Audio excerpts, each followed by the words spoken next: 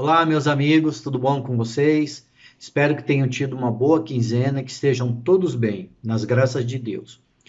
Nós vamos continuar aqui o nosso estudo sobre Espiritismo e hoje nós vamos tocar num ponto muito interessante, já que a doutrina, né, ela se divide em três vertentes, que são a parte da ciência, da filosofia e da moral. E hoje então nós vamos falar um pouco da parte da filosofia. Ouçamos aí o que nos diz Herculano Pires. Para a filosofia espírita, não há zonas interditas ao conhecimento humano.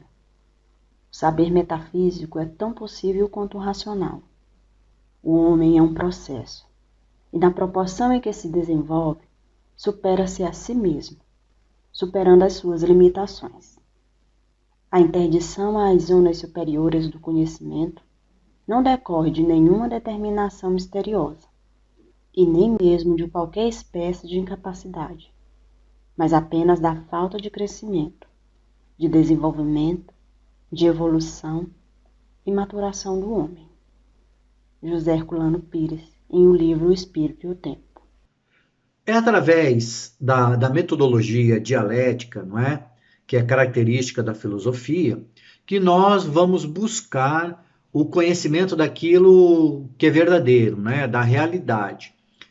E a filosofia ela trabalha com a argumentação na sua metodologia, não é?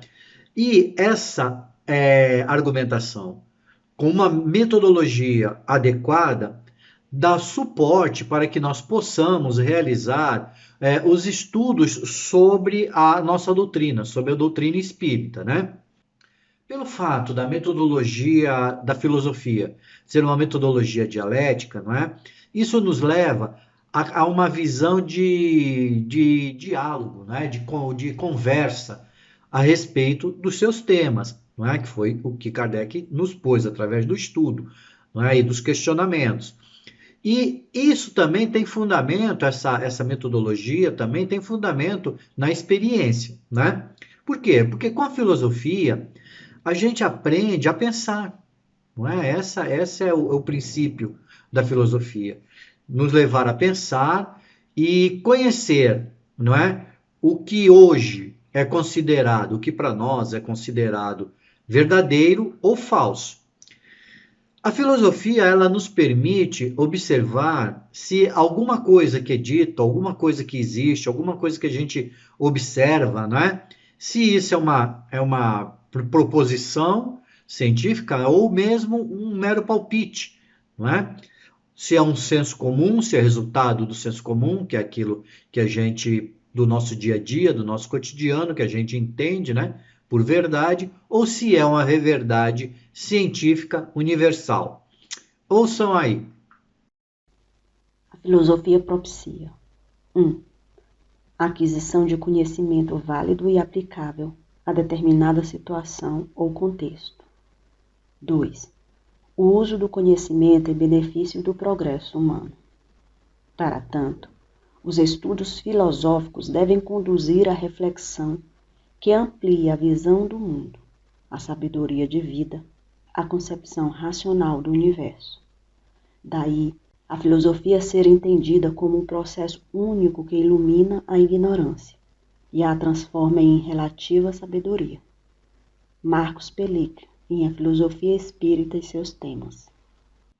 É, Até aqui, então, nós vimos uma vaga ideia, uma ideia bem sucinta, né, do que seja a filosofia.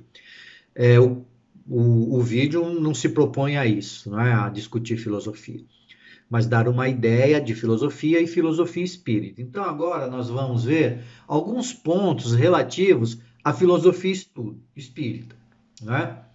Bom, como eu falei, pelo estudo, não é, nós vimos que a ciência espírita, a ciência, não a filosofia, a ciência espírita, não é, trata do quê? Ela vai tratar dessa relação entre os dois mundos, o mundo espiritual e o mundo material, ou as duas dimensões, como queiram, né? A dimensão material e a dimensão espiritual. Por outro lado, a filosofia espírita, ela vai tratar das consequências morais que são resultantes dessas relações. Então, enquanto a ciência espírita cuida das relações entre o mundo material e o mundo espiritual, a filosofia espírita se preocupa com o quê? Dos resultados morais que resultaram ou que resultam dessas relações. Assim, quem acha que o espiritismo se encerra ou se baseia apenas nas relações práticas, né, nas relações mediúnicas, está enganado.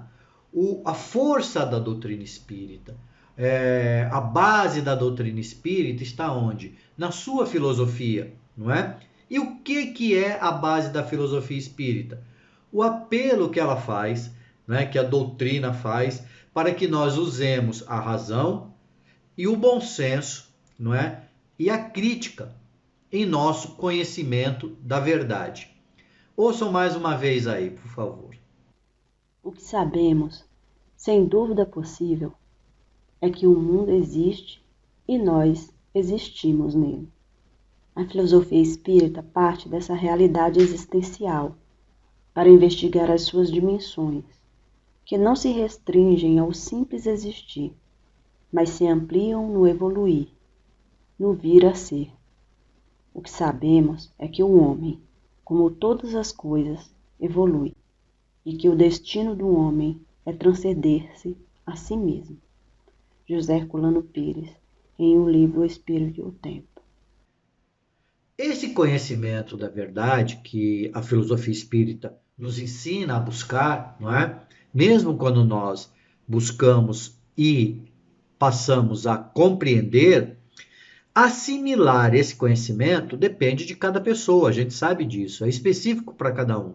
Por quê? Porque cada um de nós aqui no planeta, ou como espírito também, né, está num estágio evolutivo diferente do outro, não é? Claro, na média, nós estamos todos mais ou menos que estamos encarnados, um estado evolutivo mais ou menos parecido, mas é óbvio que existem irmãos que já estão espiritualmente mais evoluídos e outro menos. Assim, quando a gente recebe esse conhecimento, não é? E faz a nossa crítica, e pela razão a gente apreende o que está sendo colocado, cada um de nós vai separar o que aprendeu conforme a sua vivência, não é? Conforme os seus valores morais que ele já adquiriu nessa caminhada que ele vem aí reencarnando, né? E mesmo aqui encarnado no planeta. É certo que nessa evolução espiritual que nós nos encontramos, né, nós já temos a capacidade de aceitar ou recusar o mal, não é?